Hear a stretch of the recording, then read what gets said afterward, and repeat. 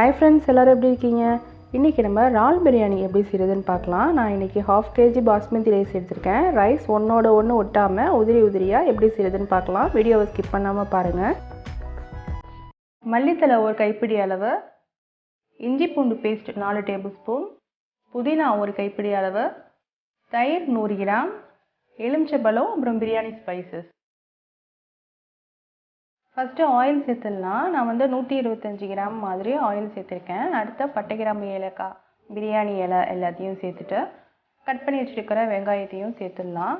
பெரிய சைஸ் பல்லாரி வெங்காயம் 2 ஸ்லைஸாக கட் பண்ணி வச்சுருந்தேன், அதையும் சேர்த்துட்டு ஒரு 2லேருந்து 3 நிமிஷம் வரைக்கும் நல்லா வதக்கிக்கலாம். வெங்காயம் கலர் சேஞ்ச் ஆகி வரணும்.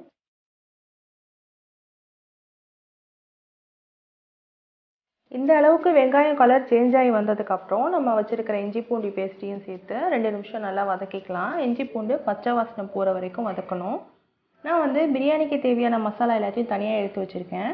மிளகு 1/2 ஸ்பூன், மிளகாத்தூள் 1 ஸ்பூன், ஜீரகத்தூள் 1/2 ஸ்பூன், மஞ்சத்தூள் 1/4 ஸ்பூன். இப்போ ஃபஸ்ட்டு மிளகாத்தூள் மட்டும் சேர்த்துக்கலாம். இந்த மாதிரி ஃபஸ்ட்டே மிளகாத்தூள் சேர்க்கறதுனால பிரியாணிக்கு எக்ஸ்ட்ரா கலர் சேர்க்கணுங்கிற அவசியம் இல்லை. இதுலேயே ஓரளவு கலர் வந்துடும். இப்போ இதை 2 நிமிஷம் நல்லா வதக்கிக்கலாம். இஞ்சி பூண்டு பச்சை வாசனை போனதுக்கப்புறம் கட் பண்ணி வச்சுருக்கிற தக்காளியை சேர்த்துடலாம். நான் 2 மீடியம் சைஸ் தக்காளியை ஸ்லைஸாக கட் பண்ணி வச்சுருக்கேன். அதையும் சேர்த்துட்டு 2 பச்சை மிளகாய், புதினா, மல்லித்தலை எல்லாத்தையும் சேர்த்து நல்லா வதக்கிடலாம்.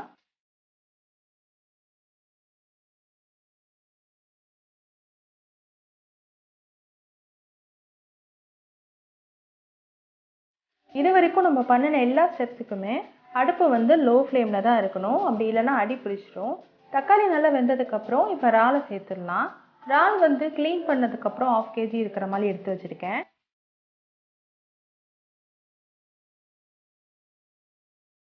இறால் நல்லா இஞ்சி பூண்டோட கலந்து விட்டுட்டு மசாலாலாம் சேர்த்துடலாம். நம்ம ஃபஸ்ட்டே மிளகாத்தூள் சேர்த்துட்டோம். இப்போ பேலன்ஸ் இருக்கிற மசாலாவை சேர்த்துட்டு தயிர் சேர்த்து நல்லா கலந்து விட்டுட்டு லாஸ்ட்டாக 1 டேபிள் ஸ்பூன் உப்பு சேர்த்து இறாலை வேக வச்சிடலாம்.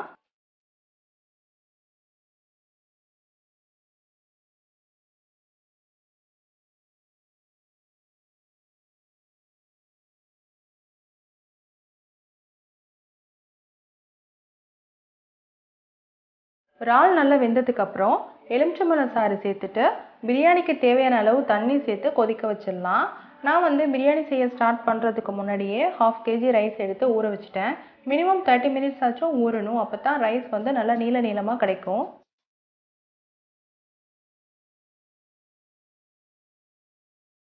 தண்ணி நல்லா கொதிச்சதுக்கப்புறம் அரிசி சேர்த்து நல்லா கலந்து விட்டு மூடி வச்சிடலாம்.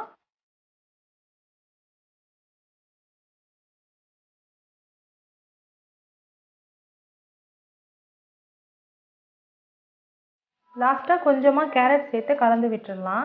இப்போ பார்த்திங்கன்னா தண்ணி இல்லாமல் கொஞ்சம் ட்ரையாக இருக்கிற மாதிரி தான் இருக்கும். ஆனால் தம் போட்டதுக்கப்புறம் பிரியாணி கரெக்டான பதத்தில் வந்துடும்.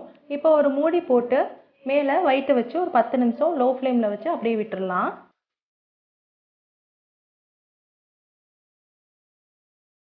பாஸ்மதி ரைஸில் என்ன வெரைட்டி ரைஸ் செஞ்சாலும் ஒரே மெஷர்மெண்ட்டு தான். 1 கப் ரைஸ்க்கு 1.25 கப் தண்ணி. எவ்வளோ குவான்டிட்டியில் ரைஸ் எடுத்தாலும் அதை ஊற வைக்கிறதுக்கு முன்னாடியே ஒரு கப்பில் மெஷர் பண்ணிக்கோங்க. அப்புறம் அதே கப்பில் 1.25 கப் தண்ணி எடுத்திங்கன்னா ரைஸ் குலையாமல் ஒன்றோடு ஒன்று ஒட்டாமல் உதிரியாக வரும்.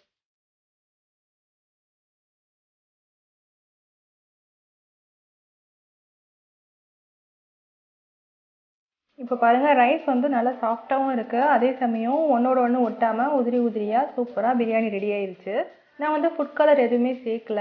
நம்ம மிளகாத்தூள் ஸ்டார்டிங்கில் சேர்த்தோம்ல, அதுவே ஓரளவு கலர் கொடுத்துருச்சு.